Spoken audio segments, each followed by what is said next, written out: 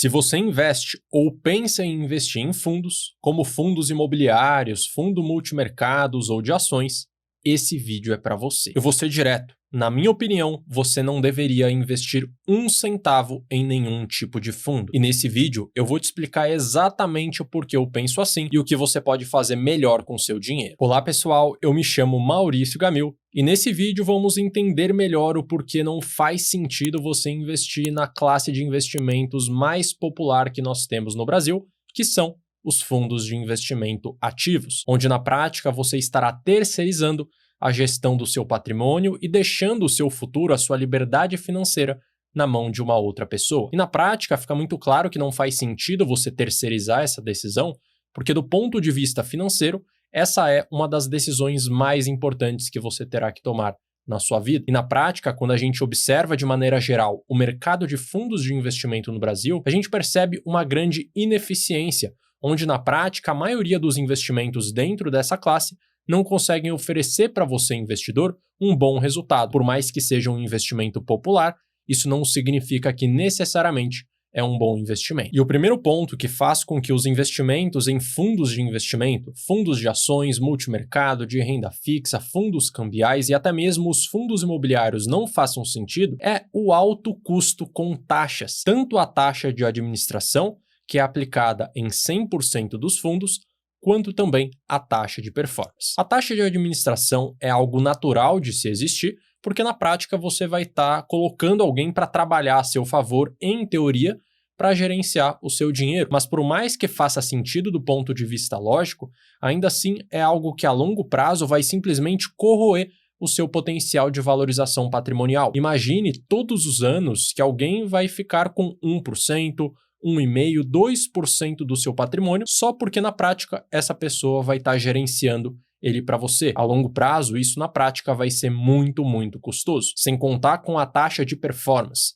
Então, se ele tiver um resultado acima de um determinado benchmark, acima do CDI, acima do Ibovespa ou acima do S&P 500 para investimentos no exterior, ele vai pegar um grande percentual desse rendimento acima da média, 10%, até mesmo 20% em alguns dos casos. E no longo prazo, como eu já citei algumas vezes, isso só vai prejudicar você, investidor, porque você vai acabar deixando muito dinheiro na mão de uma outra pessoa, sem que você necessariamente tenha um bom resultado para sua carteira de investimentos. Tem um estudo que foi feito recentemente em relação ao histórico do investidor Warren Buffett, comparando a rentabilidade histórica da sua empresa Berkshire Hathaway, como se ela fosse, na prática, um fundo de investimentos, onde teria uma taxa de 2% ao ano de administração, mais 20% do que exceder a rentabilidade do S&P 500. E você pode estar olhando agora na sua tela que, se você tivesse investido $100 nas ações da empresa dele em 1965,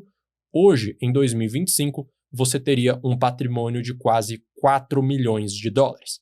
Por outro lado, se você tivesse investido o seu dinheiro no fundo do Warren Buffett, ou seja, considerando que as ações da empresa que ele gerenciava funcionasse igual um fundo de investimentos, cobrando 2% ao ano de administração e 20% de performance, você teria acumulado um patrimônio de apenas $500 mil, ou seja, um crescimento patrimonial muito abaixo do que poderia ter sido. E você pode estar observando agora, nesse outro gráfico, o quanto de taxas você teria deixado na mão desse teórico fundo de investimento caso você tivesse investido numa aplicação dessa forma. Então, até 1970, 26% do valor criado seria gasto em taxas e 74% ficariam para você.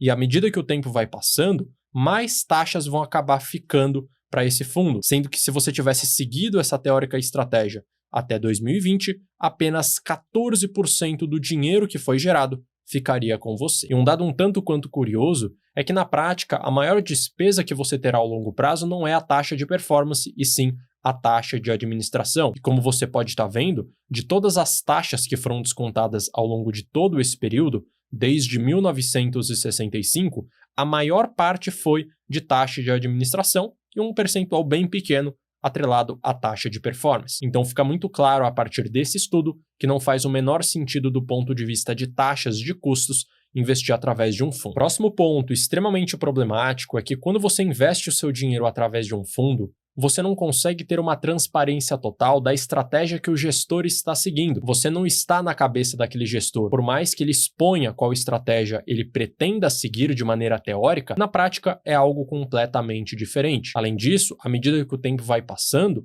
a cabeça desse gestor vai acabar mudando também. E pode ser que a partir do momento que ele já tem um patrimônio muito grande, a partir do momento que ele já tem apresentado um bom resultado e você, sem saber, investiu o seu dinheiro naquele fundo, ele ficou desanimado e agora ele não se dedica tanto assim, por exemplo, a buscar um altíssimo retorno. E como você não conhece pessoalmente aquele gestor, não tem como você saber dessa informação e, consequentemente, você simplesmente vai pagar o pato. Então fica muito claro que quando você investe através de um fundo, você vai estar terceirizando a gestão do seu patrimônio para uma pessoa que você simplesmente não conhece pessoalmente. Além disso, muitas decisões de investir em um determinado fundo são tomadas com base no resultado histórico. Contudo, isso acaba sendo insuficiente para você determinar o resultado de longo prazo, porque é muito comum aqui no Brasil, principalmente, um fundo de investimentos que consegue ter um excelente resultado enquanto ele é pequeno, à medida que o tempo vai passando e ele vai acumulando mais patrimônio, mais pessoas vão investindo o seu dinheiro através desse fundo, ele comece a ter uma rentabilidade abaixo da média, justamente porque ele ficou tão grande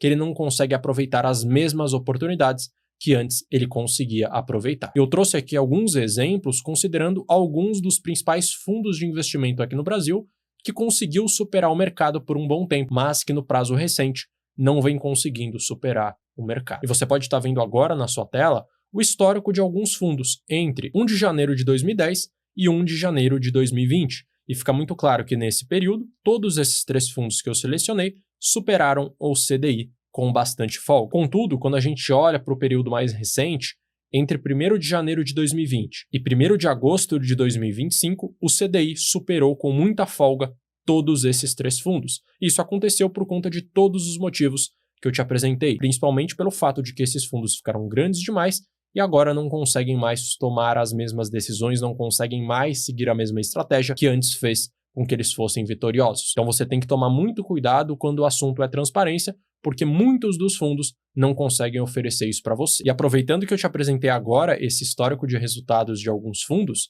a maioria deles, a maioria esmagadora inclusive, acabou tendo uma rentabilidade abaixo do seu benchmark, abaixo do seu índice de referência. Então os fundos de renda fixa que, por exemplo, tem como referência o CDI, na maioria dos casos, no longo prazo, acabaram tendo uma rentabilidade, inclusive, abaixo dele. Você pode estar olhando agora justamente para um estudo que mostra esse resultado, comparando os fundos de renda fixa com o CDI. E considerando uma janela de 10 anos, 60% dos fundos acabaram perdendo do CDI. Quando falamos de fundos de ações e comparamos com o índice Bovespa, a lógica é exatamente a mesma. Quando pegamos um histórico de 10 anos, uma janela de 10 anos para fundos de ações no Brasil, vemos que aproximadamente 90% deles acabam perdendo para o índice Bovespa, e a mesma linha de raciocínio também se aplica para fundos de investimentos nos Estados Unidos, onde, considerando todos os tipos de fundos de ações que investem em empresas grandes, médias ou pequenas, em 85% dos casos, pelo menos,